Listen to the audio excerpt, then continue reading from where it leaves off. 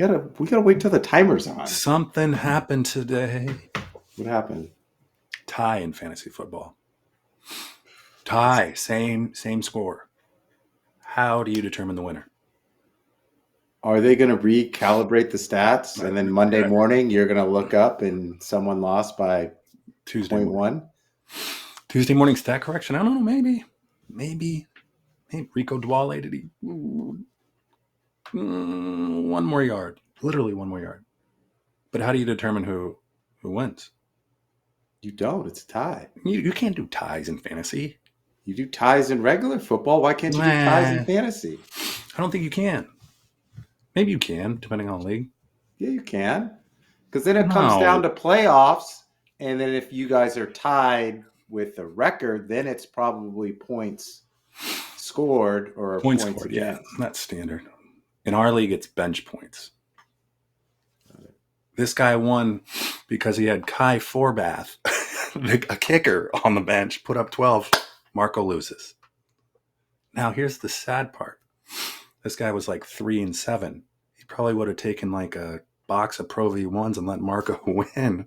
But instead, Kai Forbath knocks Marco out of the playoffs potentially. Wait. Hold on. You're not one of the tie? I wasn't one of the tie, no. But it came down Monday night. Yeah. Monday night. McMillan. Is it McMillan? Teatro? Yeah. And Dwale didn't put up enough. How does the tie impact your team? My team? Like record. Oh, I'm in. I am in. I think I'm in. Percentage-wise, in, baby. You're in. We're in. Caleb Williams. Jahmyr Gibbs. Whew, 54. Thank you. Huge game. Huge game. Huge week. Big week. Thanksgiving week. Yeah. My favorite week of the year. It's a great one. You got nothing more than a great one? Well, all you do is eat and watch football and basketball and whatever sport is on. You don't even have to leave the home. And you take naps. True, and naps. Jeez, what's your favorite holiday? June 13th every year. Your birthday? It's yours, 16th. 21st, man. 21st. Wow. Jeez, trying to even give me some love, and you can't even get it right. How are you doing? Good. Thanksgiving week is here. So I wanted to kick off the show and kind of talk a little bit about what I'm thankful for. Okay. So we'll go down the list. Health. Define because health. LeBron James is now healthy and integrated into the Lakers starting lineup, and now their ceiling is a championship. So I am thankful for health. Number 2, I'm thankful for all those people in New York that work inside the NFL and put together the scheduling, because the NFC West got the AFC South and the NFC South. That's 8 games, and my Niners just won another game tonight and are going to make the playoffs as a wild card based on the scheduling crew. And last but not least, I'm thankful for Robert Saleh. More importantly, Woody Johnson, because he fired Robert. The Niners signed him. He has been the best free agent acquisition. The Niners have 13 core players who've been on IR. They have 6 or 7 season-ending injuries. Bosa, Fred Warner. They have the fewest sacks in all of the NFL with 13, and yet they are in contention because Robert Saleh is getting these young bucks, these baby Niners, playing at a level is so big that the Niners can win games even when Brock Purdy throws 3, 4, 5 interceptions. That is what I'm thankful for. LeBron and the Niners. Gosh, jeez. I hope you don't try to sell that at the dinner table. I will give you LeBron. 23rd year? I thought about this. 23rd year. You haven't had a 23-year career, have you? Actually, I have. I'm 24. Who's counting? Who's counting? To me, that's pretty amazing in its own right. Yeah. Your Niners, Purdy looked horrible tonight. Sailing balls. This was a bad game. It was ugly. That was a bad game. That was an ugly game. It was. Both him We and Bryce knew the Young Niners looked were going to win, so I was kind of like doing other things, looking up Right. at the score, coming back. It was an ugly game. I don't know how you're not thankful for CMC. If you do not have CMC on the Niners, you guys are garbage. Just utter garbage. I'm also CMC is the team. He's got 32 touches tonight. 32. That's like half the times they snapped the ball, they gave it to the guy. That's pretty remarkable. You're lucky he is healthy. I'd be thankful for that, number one, if you're a Niners fan. You know what I'm thankful for? Let's hear it. Hawks are in contention. Top of the wild card heap. The Mariners run and they re-sign Naylor. And I wish I could quote another team in Seattle doing really well. Sounders, I think, did okay this year. What about your hockey team? Oh, yes. Yes. We're a hockey pod now. Yeah. Jeez. Oh, wait. I had a comment on the hat. Let's hear My it. Thanksgiving hat right now. Because every year around this time, the Montana Grizzlies are number one in the FCS. It's a pretty good year to be in we'll call it the Pac Northwest. Oregon. I mean, we're okay up here. We're doing well. Down in LA, you got LeBron, and in the Bay, you got CMC, and that's it. Got the Rams, baby. Oh, yeah, you got the Rams too. Chargers have taken a turn for the worst. They just do what the Chargers typically do. And we do what we typically do on Monday nights. Hello, and welcome to Big Ben and Winn. If you're watching us live, because we like to go live on YouTube, make sure you tickle that like button or hit the subscribe button. Both will help us out. If you're more of an audio podcast person, make sure you subscribe, thumbs up us, and give us a 5-star rating anywhere you get your audio podcasts. I'm Winn, he's Big Ben.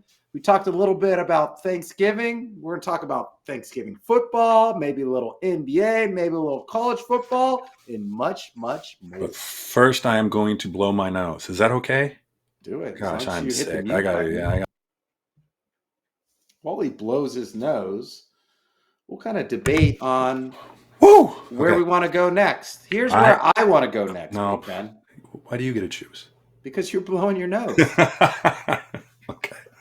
So it's my turn. Okay. Go. And we're going streaking. That's right. We are going streaking. I'm going to give you some teams, and I've got some questions.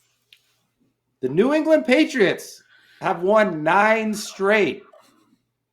The Indiana Hoosiers have won 11 straight. The Denver Avalanche have won 9 straight. And the Detroit Pistons, Detroit basketball, has won 13 straight as of tonight.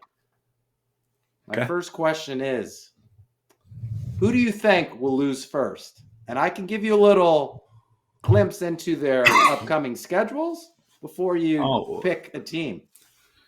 First of all, anyone listening in the state of Colorado will be mad that you called them the Denver Avalanche. They're the Colorado Avalanche, I believe.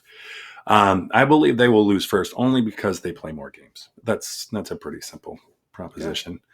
In terms of, can I do impressive? What streak is more impressive? Most impressive? It's got to be the Patriots. What? The Pistons? Okay, Patriots and Pistons are right there. Right there. And I say that because you look at, like, the Patriots don't have one star. Like they really don't. No, it's like Drake May throwing to some hodgepodge receivers and Stephon Diggs or Hunter Henry one week, and then Trayvon Henderson. Like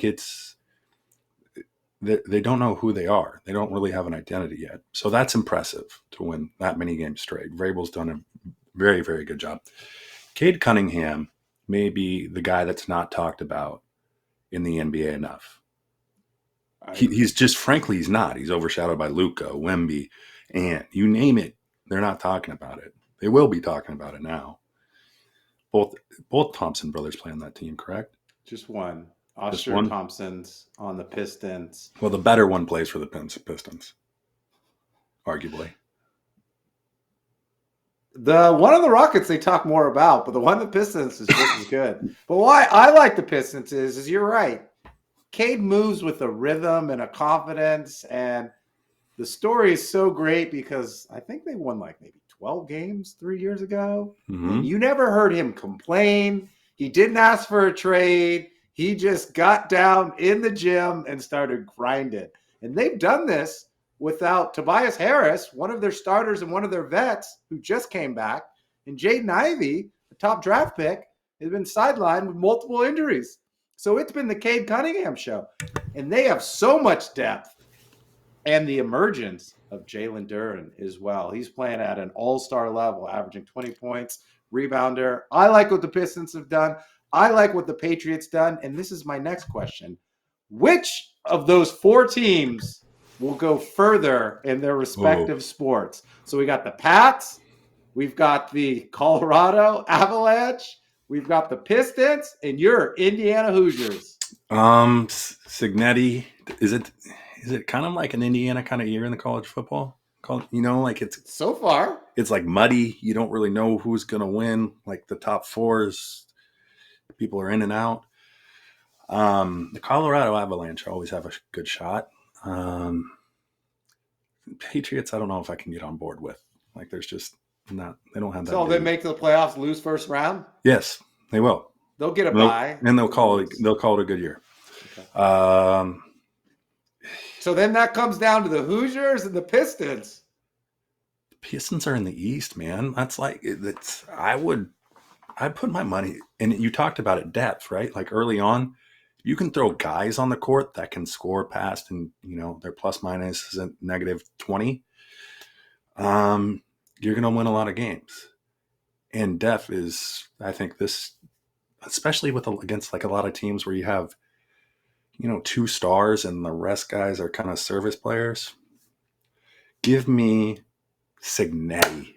I think it's an Indiana year. Okay. Like Mark Cuban's at the game. You got all who's all the old school like Indiana Hoosiers? Isaiah Thomas is a Hoosier. Like they're all there, and all of a sudden Indiana's a football school, and everyone forgets about basketball. But I think it's Signetti. Like Signetti's lore. He fits that mold of like the guy somehow.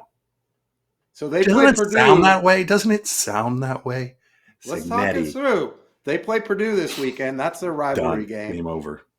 And then fast forward to the Big Ten championship where they'll play Ohio State.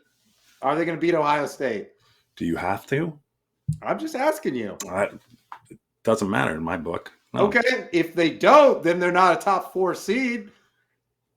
Do we know that for sure? Yeah. Do we? We don't. 100. No, we do not. The SEC is beat up on each other so much this year. SEC has more teams. They're going to get 5 teams in. Right. They get 5 teams in doesn't mean 4, like 2 of them are necessarily obligated to get in the first 4. Is there a world where the top 4 teams are from the Big Ten championship and the SEC championship? Yes, absolutely. And that's the way they want it. That is absolutely the way.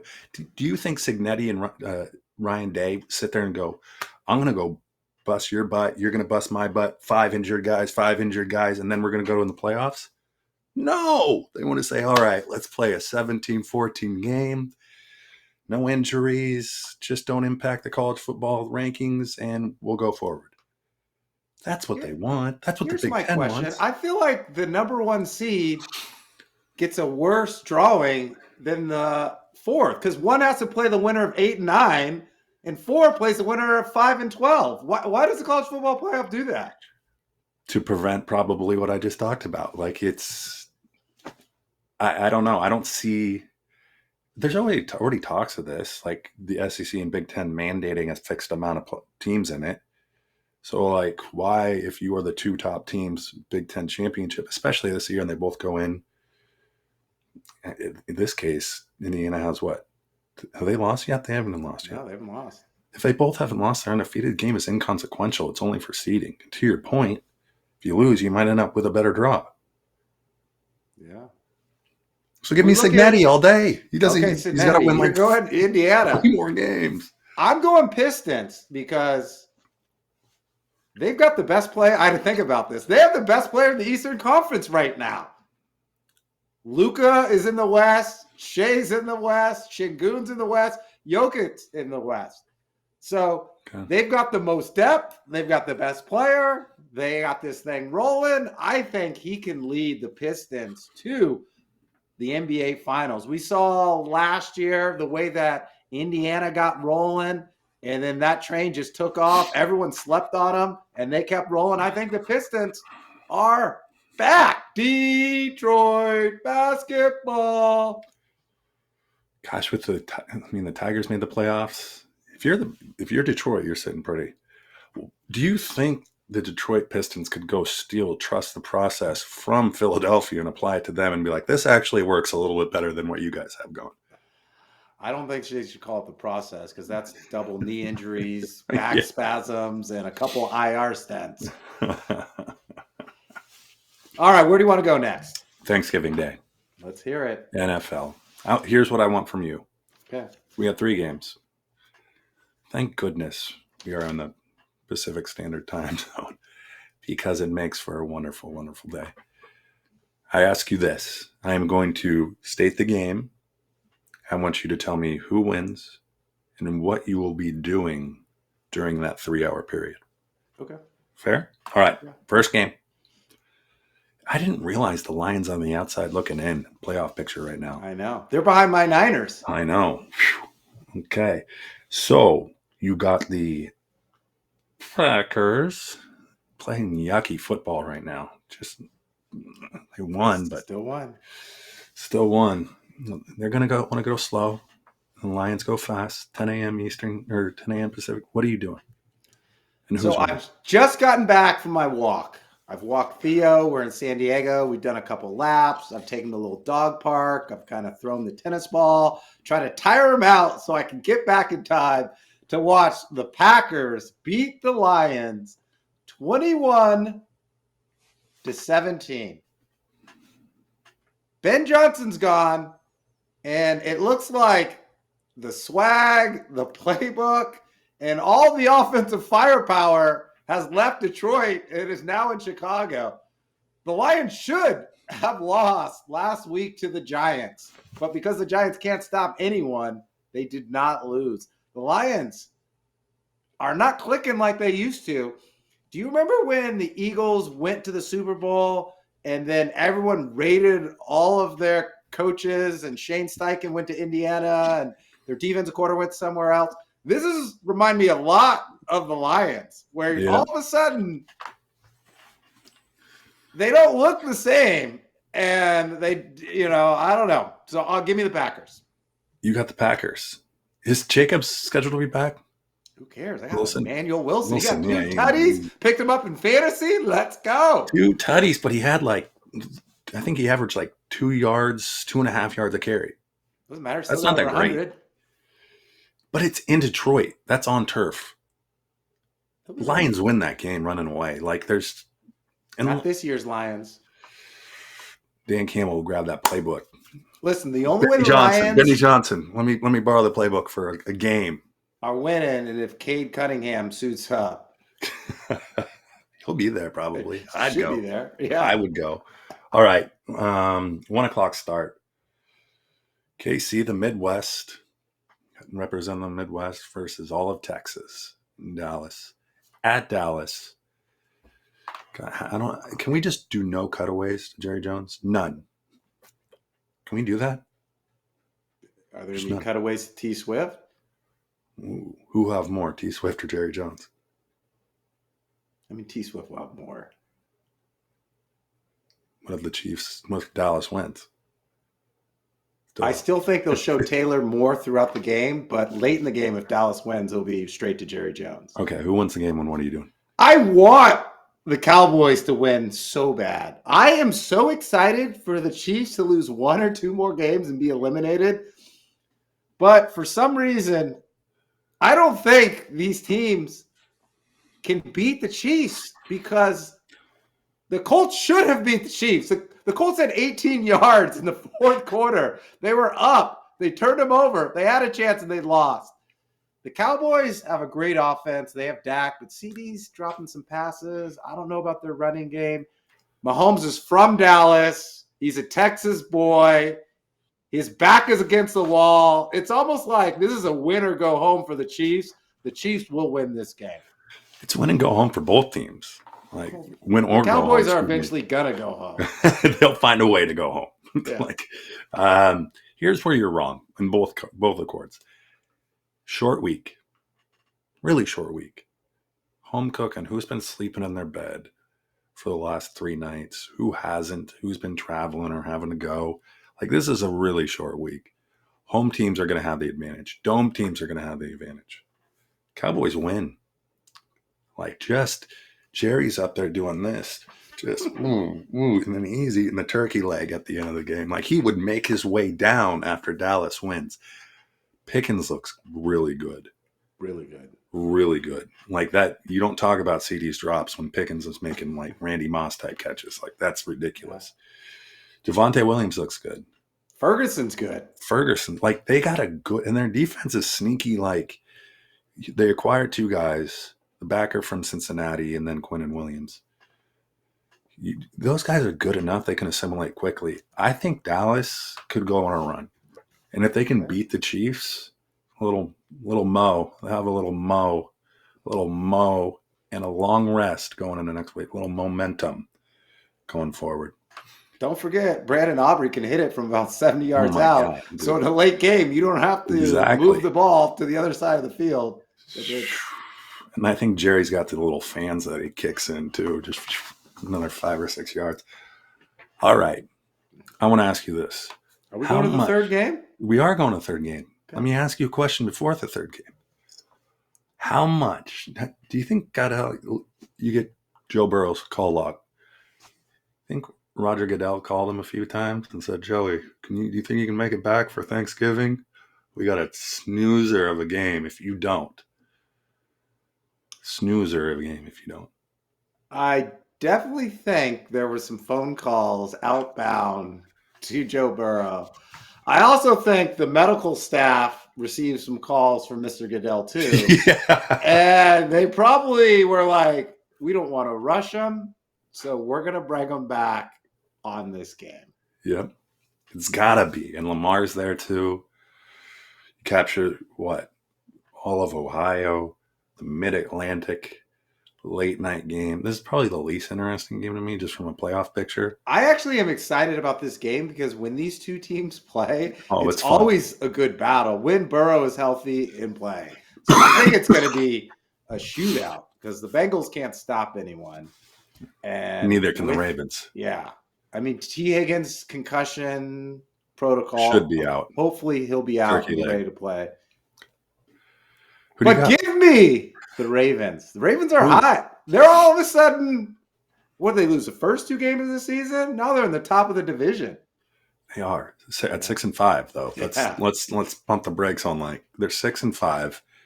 They have just been the best of the worst because that division's garbage. That's true. It's a bad division, but Someone's got to win it. Someone has to win it. It's the home team. I'll take the home team again. The Ravens are going to win the game. I just hope turf toe,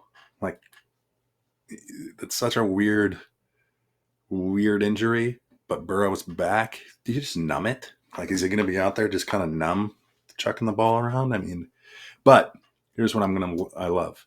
Jamar Chase is back after being suspended. Yeah. He's going to want to come out. He's fresh, ready to go. Joey B's going to be throwing it. Good game. Derrick Henry's going to have a turkey leg in his mouth by the end of the game. I've got a game for you, Big Ben. So we're talking about Thursday, but don't forget what's coming up on Friday. It's Black Friday, and we have the Bears versus the Eagles. Amazon Prime game at noon. Ooh. What are you going to be doing at noon, and who's going to win that game? Noon on Friday.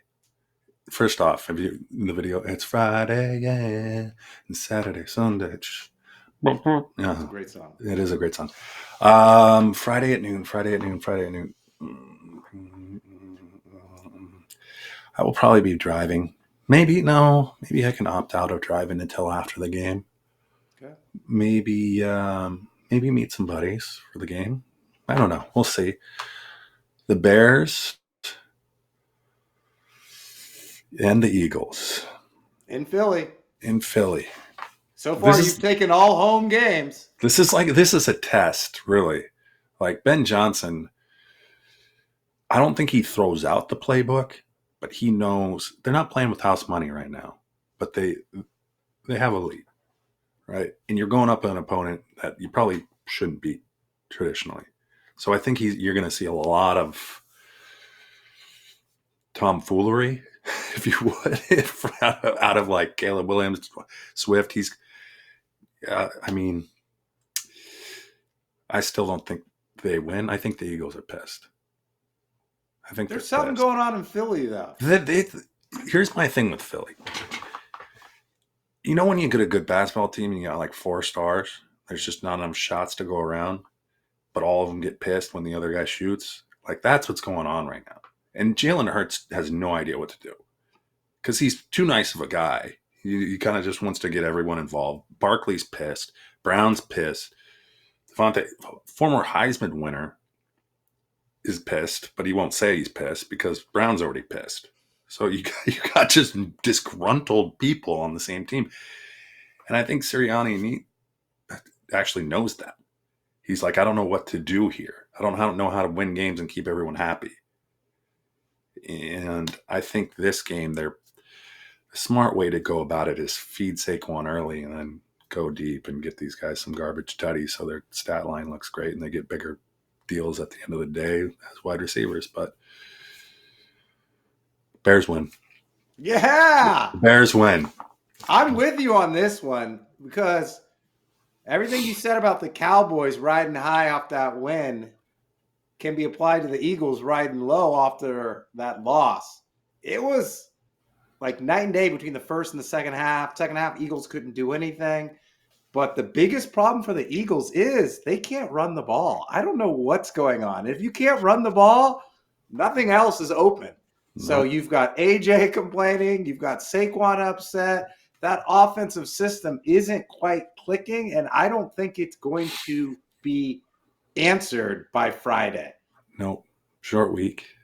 I think Ben Johnson, I see Ben Johnson like circling this game as like, we're not going to use any of these plays until this game because he sees it as a short week. They won't have time to prepare. And when you're coming off a game like they had against Dallas, it's the perfect time because they're probably going to, I bet you there's a lot of screens. I bet you a little misdirection, a lot of shovel passes. I bet Caleb Williams doing I would love to see the same play that they ran for Jameis Winston. That was unbelievable. That was unbelievable, by the way. I thought it was a wide receiver. Exactly. I looked away, I looked up, and then he kicked. Yeah. And then when he started shaking like this, I was like, that's Jameson. If you don't love Jameson, I mean, and Caleb Williams is kind of up there with like quirkiness. I want to see something like that from Caleb Williams and that Ben Johnson offense. I think Ben Johnson's going to bring out a lot of plays, a lot of gadget plays. And I don't think he cares about what he shows and what he doesn't because he has so many weapons. Like Colston Loveland, the last couple of weeks, he's finally connecting with Caleb. You know, in the beginning of the year, it was like Tyler Warren. But now you can say, well, Colston Loveland is making strides to show why he was a first-round tight end. Yeah. And then you have Adunze. You've got more. But you've got Luther Burden, who's getting a lot of targets. And he reminds me of the Jameson Williams role from Detroit. Yeah. And then you've got Swift and Kyle Managa, who's getting more touches and is running the ball. So they have so many weapons, so many gadgets that Ben Johnson has so many plays and so many options that you're just going to see a little bit on Friday and you'll see a little bit throughout the week. But these Bears, they've got something in them in that they've come from behind and won 6 games this year. Caleb doesn't turn the ball over. He's getting better with his reads. He's getting calmer. He's slowing down. And I'm excited about the Bears because the Bears are a big market and football needs to be good in Chicago. Mm-hmm. And you know what I heard today is that the Bears actually, their point differential is -10. So they're winning close games, right? But I like what you said where he has so many weapons that it's not though he has to go and like, we're going to get this guy the ball or that guy the ball. It's like, no, I have a subset of plays that's going to get with options that are going to get multiple people. Whereas you look at Philly, and I feel like it's either like, whoa, we got to get Saquon the ball, so we're going to run 5 plays to get Saquon the ball, and then AJ the ball, and then Devontae the ball, and then Dallas is the play calling. I think probably, and that's probably, I think what you saw in that Dallas game is like they tried to run a like shovel pass to Saquon, and he ran into the guard, and like Jalen Hurts is like, what are we doing? Why are we running a shovel pass to Saquon when I can hand it to him and probably get 7-8 yards, no problem? Ben Johnson is the Sam Presti. He's on that level. He is the Sam Presti of the NFL in the way of just understanding the game and then drafting to that style. Like you said, Luther Burden, Loveland, like you're really good players, assets. They're kind of decoys almost, if you would. But you want everyone to be able to make a play on any given play so that the defense doesn't know who the ball is going to. Yeah, they can scheme up so many different formations and sets. It's like, oh, you want to take away this guy? Well, we've got like these 3 other guys that you got to worry about. And oh, by the way, my quarterback is more mobile than the quarterback I had in Detroit, so I can open up that playbook as well. The only thing it's bad for at this point, I got Caleb Williams, but I also got DeAndre Swift. I got Mangione on the bench, and I have David Moore. I don't know who to play. Yeah, I got to call Johnson. All right. It's going to be a fun game. That's probably the best game of the 4. I'm excited for that one. All right, where are we going? College football playoff? Yeah, let's hear it. Did they announce? They do the rankings on Tuesday. Okay. Well, I mean, we got 2 more weeks. There's a lot to shake out. I think the narrative is, again, if you're the undefeated Big Ten teams, which are Indiana and Ohio State, you're locked. You got to be if you win this week, right? Mm-hmm. SEC, probably some things to shake out. Generally around seeding, who do you have? Ole Miss, Alabama, Texas A&M, Georgia, and who?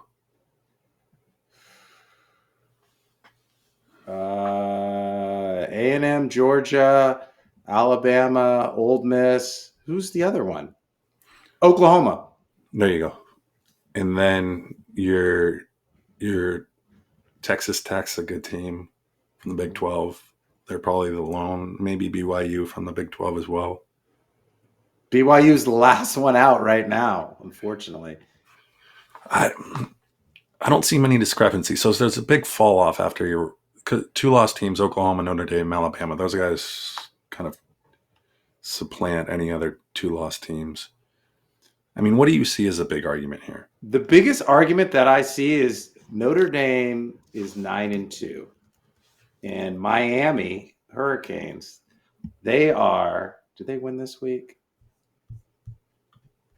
I think they're 9-2, right? They are. So the biggest argument, yes, that's right, is why is Notre Dame in the college football playoff when both the teams are 9-2 and Miami beat them head to head? I mean, we know why Notre Dame's in it, but a home loss. I mean, Notre Dame lost to Texas A&M, who's a much better team than most of us thought they would be. I think they're still undefeated. But head to head, Miami beat Notre Dame. But you had a bad home loss if you're Miami, and you're playing in the ACC, so they look at strength of schedule too. We all know that. Notre Dame's not playing anyone. Their only good they're win. Playing people. The only Notre Dame's playing people. Had was Pitt and USC, but USC Notre Dame is playing people. No, they're not. They always play people. They can play anyone they want. They beat Arkansas 56-13. They beat Boise State. They beat USC. That's the Pitt. One win. And they put a 70 burger on Syracuse. You think they did that on purpose? Yes. They put up 50 at halftime. Jeez. NC State, Arkansas, Boston College, you Navy, and I both. Syracuse, and then they round off the season with good old Stanford. You and I both know. College football playoff. If they did it tomorrow, they would put both those teams in. The U and University of Notre Dame, both cachet, both big followings. But they got to act like there's some turmoils or not some. They're trying to figure it out. I think they both get in. If it stood today. If it stands today, I mean, Miami's got to win out. and they have to win their conference championship to get in. Who are they playing? Virginia in it, probably. Have you seen Mario Cristobal coach a team? They could lose to anyone. Jeez. Oh, okay. I mean, I don't see Michigan maybe leaking in there. Texas, are they going to let Texas in? No, There's no way you can, right? no, they have 3 losses. Not Good. getting in. There's no 3 loss teams. So let me go to the The Texas. only way Michigan gets in is if they beat Ohio State this Saturday. I mean, that's very true. They've got to get in. But Day doesn't want 5 straight. Day doesn't want that to happen. Can't let that happen. He's judged solely on if he beats Michigan. And he hasn't done that the last 4 years. I know. That's bad. Horrible. That's really bad. Let me first touch on Texas. Failure of a season. If you don't make the college football playoffs. Failure.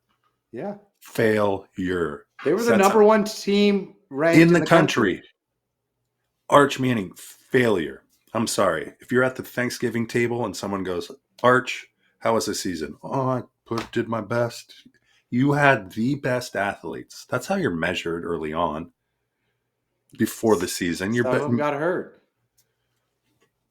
Is that what he's going to say? Disappointing. Don't be using such harsh words. Okay. It wasn't as good as we thought we would be. Sorry. We had some setbacks. I would give them a participation trophy. Eli, quit making fun of me. Like, I had a better season than you did at Ole Miss. I don't see how. Who's taking accountability for that? I think it's on everyone. I think it's on Sark, it's on Arch, it's on the offense, it's on the defense. I don't think it's on one person. It's everyone. He lost to Florida. I mean, there's some bad losses in there. Well, my biggest takeaway is in the biggest games and the biggest moments, that's when you want to see who's the guy and who's not the guy. And the guys usually step up against Georgia, against Ohio State, against Oklahoma. They beat them, but Mateer was playing with a broken hand. So that was their best win, was when Oklahoma was at their worst. They have a chance this weekend to beat Texas A&M. And then they could say they're the best team not to make the playoff. That'd be the narrative around that. That's their ceiling. That's their ceiling, yeah. That's literally, if you win this week, you are the best team not to make the playoff with the most hyped quarterback we have seen in the last decade and a preseason number 1 ranking. Yeah. Like, if you have a preseason number, you should fall into the playoff somehow. Like, seriously. Like, especially in the SEC. Like, I mean, the misstep was Florida. I'll give them that. You lost to Georgia. SEC is tough, man. If they would have beaten Florida and they beat A&M, you're in. A shot. You're in. You're in. But 3 losses, you're out. You're out. Tough year for Arch. He stays 1 more year, 2 more years. He's not leaving. He's not leaving. He's definitely coming back next year. We'll have to see how the year goes and who the quarterbacks are, right? That's what it really depends on. Does that impact recruiting? We had the preseason number 1 ranking, and we're not even in the playoff. They're not going to watch us. Not when you have that oil money and you can pay for players. You've been to Austin. That's a great city. Right. I get program. That, but there's going to be what? There's going to be 16 other teams that can say, "Hey, we're in the college football playoff. Come watch us. Come." I mean, I'm Sark. I'm saying, look who's got drafted. Look at the every coach is saying that. But Texas is leading the pack in terms. I think it was Ohio State and Texas had the 2 most. So you want to come play in the NFL and not play in the college play in the college football playoff? He missed it. What, 1 year? 1 year means a lot, especially again. I wouldn't be griping at Arch and Sark if they weren't the preseason number 1 like that. I should have done my research and go look at the preseason and look at who's there versus now. I mean, we can do that, but week 14 preseason, let's go. Here we are. Penn State's number 2. Did they fire their coach? Clemson. Clemson. There's been some who got it wrong in these rankings. Never mind. I mean, Dabo, Clemson. If LSU's you're on Sark, 9. you better be on all these other guys. I apologize. I don't apologize to Sark and Arch. I'm saying we need to fire the people that are doing these preseason rankings. Yeah. But I guess that goes to the narrative of this season in college football is just kind of outside of Indiana and Ohio State. Yeah, Gamecocks are 12. Gamecocks are garbage this year. Jeez. I think it says more about the parity of the sport. Any given Saturday, any team could win. But you don't expect those teams at the top to fall this far. Well, no, I think it says more to the idea of NIL and the state of NIL that we're never going to understand or predict how 17 incoming new guys on a team are going to actually work, right? Like the portal is going to churn your team at least 50% over, more than likely if you're a top team, or maybe it's only 40, but yet you don't know how these players are going to track from James Madison to Texas or from... But that's why coaching's so important. Like right. Oregon... I mean, they have so many new players. Ohio State has a lot of new players, but, Dan Lanning's a really good coach. But they have... Ryan Day, we'll see. They have the creme de la creme, like, NIL guys. Like. But so does Texas. Okay, prove my point. Sark, failure. Thank you, Kyle. I win that debate. Texas stinks. Yeah. It's relative to the rankings, relative to the players that they had. It's like you lose in a game of poker. You have holding 2 aces and you lose to an 8-9 suited or something like that. It's not good. Those things shouldn't happen. You know what shouldn't happen? We should just run this for all the way till Thanksgiving. Let's do a Black Friday podcast where we'd go for 5 straight hours or 5 straight days. We're just going to keep the camera rolling? Sure. Okay. Pop in, pop out, get some special guests. Kennedy, Roy. We have enough bandwidth. Kennedy, Roy. Do we have enough storage? Oh, definitely not. Up our storage quantity. I had one more thing. Yes. Construct for me your ideal Thanksgiving plate. I'm judging you big time on this. I was thinking about going non-traditional Thanksgiving food because we've had that argument. I want to just go tacos, rice and beans tacos. I want to have my favorite food on a holiday, but that quickly got thrown out the window. Thank you. I suggested that. So now what I said, turkey. Mac and cheese, got to have mac and cheese. Homemade mac and cheese. My mom's homemade mac and cheese. My mom's not going to be there. She's up in the Bay Area, but Jen's got a recipe. Ooh. Jen's cooking the homemade mac and cheese. I like sweet potatoes. Okay. And then dessert. What is dessert? I don't do the gravy. I don't do the cranberry. I don't do the stuffing. I'm just turkey, mac and cheese, and like either candy yam sweet potatoes or like some kind of souffle of candied yams or sweet potatoes. Okay. And then a brownie with like ice cream, pie, cupcakes. I'm all in on dessert. It's like you're at a bad buffet. Yeah. Outside of Bev's mac and cheese. Yeah. So how would you grade me? C+. You I mean, what did I miss out on? First, you got to start with the rolls. You got to be good. Like Parker butter rolls or King butter.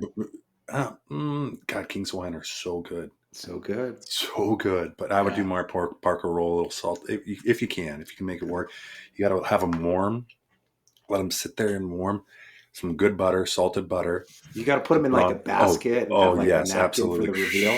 Yes, absolutely. And you pass them around. Shut the basket. You got to have a little cranberry on the outside in its own little dish. Small dollop of mayonnaise makes it. just phenomenal. Mayonnaise where? In the cranberry? A little on top of the cranberry. Don't hate it until you try it. Okay. Don't hate it. So that's segmented, though. You don't want that mucking up what you have going on. 2 good slabs of turkey breasts along with a little dark meat, stuffing next to that, mashed potatoes next to that, green bean casserole next to that. You're a traditionalist. Just to the 9th, 10th degree. And then you got a little green bean casserole. What am I missing? That's all I need. And then now, do you wait. Your plate, or do you kind of like pace yourself because you want to go back 1 or 2 more times? No. I'm stuffing my plate to the extent of small enough portions where if something's a little off, I'm not devaluing other things. Like I want to incorporate everything. Right. So on one single fork has turkey, stuffing, mashed potatoes. So it's got everything. That's what I want. But it needs a little, you got to make it from the turkey drippings, the gravy. And then you don't even need dessert. Dessert is the second plate. We didn't even talk about before you eat, like around noon games. Got to have a nice charcuterie board. Oh, yes. Got to have some like mozzarella cheese, some brie cheese. You need some soft cheese and some hard cheese, some salami, some prosciutto. My best Thanksgiving Day tradition with my father, we did it for 20 plus years. We went to Sherry's place, only place open Thanksgiving. You sit down. You would have the biggest breakfast you possibly could. The idea is right. You expand the stomach. Yeah. And then we'd always maybe go hit golf balls or something like that to kind of get it through us. Yeah. Go eat a big breakfast and then you're ready about 3 o'clock. You don't want to eat again for about 5 hours, but that's always a method that worked for me. Love it. The Thanksgiving Day breakfast. And you can't be a chooser, right? You're not going to brunch. You're just going to a place that is open. 100. We're closed now. Grand opening, grand closing. Yep. Are we off next week? No. Do you want to be off? No. Next Monday. Let's go Friday. This Friday? Or next? The Prime Day? Prime Day. I don't know. I'll be driving back from San Diego. I don't know if I'll be home in time. Okay. So wait, next Monday? No or yeah? Yes. Next Monday. It was fun. It was fun. Next Monday is kind of like playoff pictures become clearer. Yeah. For college football and NFL. Hey, can I make a comment real quick on LeBron? Sure. First 2 games. As long as it's positive. It's not.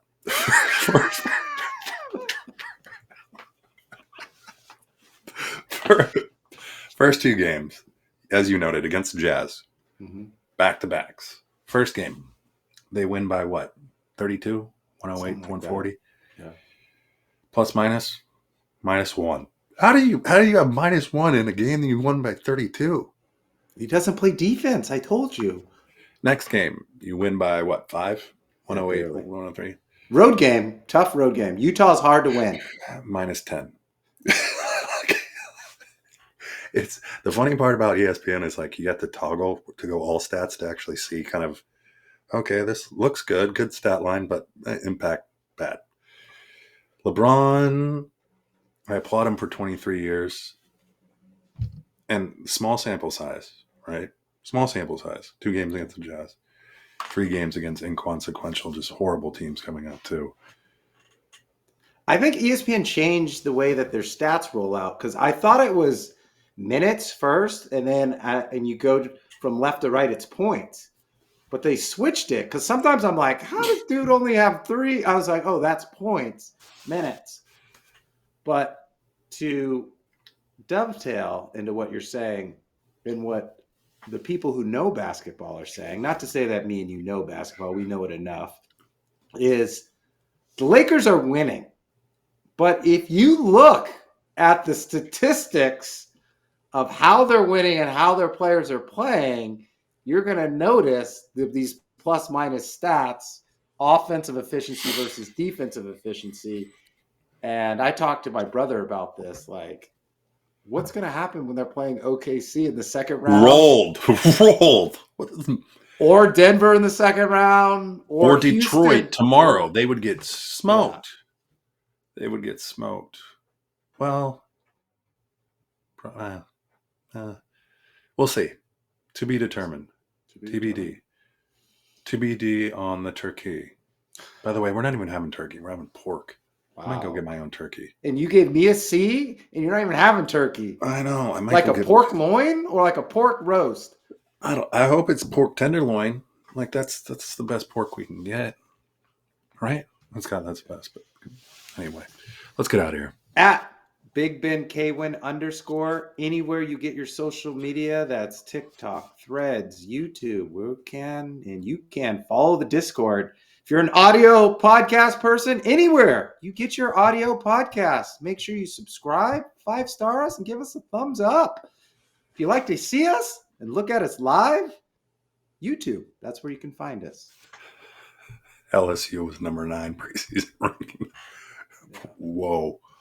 How handy are you? I can put it in a garbage disposal. Okay. So you can fix things and do things around the house? Yes. Yeah. Okay, because I can't. What do you need to get done? Everything. You see these lights? The lights got short-circuited. I can't change that. We're trying to hang some photos, and we're putting the pictures up. Do you have a stud finder? No. Well, I always have an excuse. It's called the handyman. Dude. And so we're trying to put up these photos, and Jen said one thing. I'm like, we got to call the handyman. We got to call the handyman. And you've got to be able to assess a situation and quickly pivot. And that is what Lane Kiffin's going to do because he's leaving Ole Miss, and he's either going to LSU or Florida. He gone. I love how coy Lane Kiffin is. How coy he is. He could have signed the contract extension already. He's leaving. We all know he's coy meaning I love it here in Ole Miss. He does. His kids are there, his wife's there.